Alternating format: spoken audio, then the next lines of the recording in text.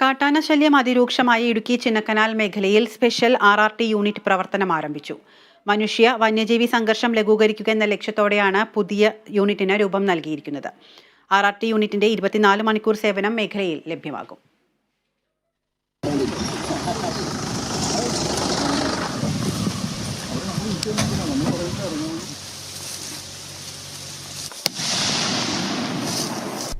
കാട്ടാനാക്രമണം അതിരൂക്ഷമായ ചിന്നക്കനാൽ മേഖല കേന്ദ്രീകരിച്ച് ഒരു RRT യൂണിറ്റ് വേണമെന്ന പ്രദേശവാസികളുടെ നിരന്തരമായ ആവശ്യത്തെ തുടർന്നാണ് സ്പെഷ്യൽ RRT യൂണിറ്റ് നിലവിൽ പ്രവർത്തനം ആരംഭിച്ചിരിക്കുന്നത്.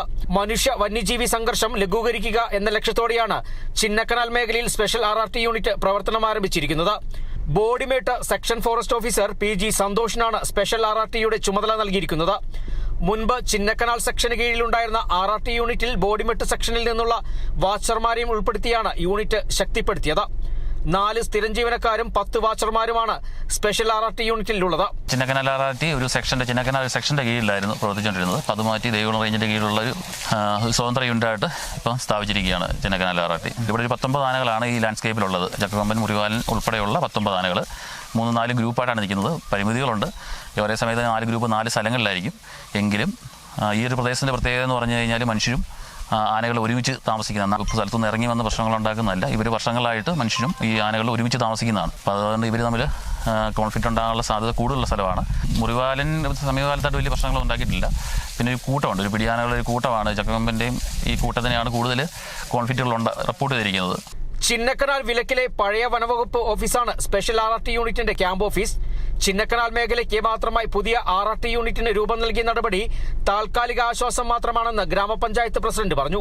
ഇതിനു മുമ്പേ എന്തെങ്കിലും ഇഷ്യൂ ഉള്ളപ്പോൾ മാത്രമാണ് RRT ടീം വന്നുകൊണ്ടിരുന്നത്. ഇപ്പോൾ അവരോട് അന്വേഷിച്ച് കഴിഞ്ഞപ്പോൾ ഒരു ഓഫീസ് തുറന്ന് 24 മണിക്കൂറും പ്രവർത്തിക്കുന്ന ഒരു ടീമായിട്ടാണ് ഇവിടെ വന്നിരിക്കുന്നത്. അവർക്ക് സ്വന്തമായിട്ട് വാഹനമുണ്ട്. അതുകൊണ്ട് ഏത് നിമിഷവും ഈ പഞ്ചായത്തിലെ ഏത് ഭാഗത്ത് വിളിച്ചാലും അവരെത്തുന്ന രീതിയിൽ ആണ് അവർ സജ്ജമായി നിൽക്കുന്നത്.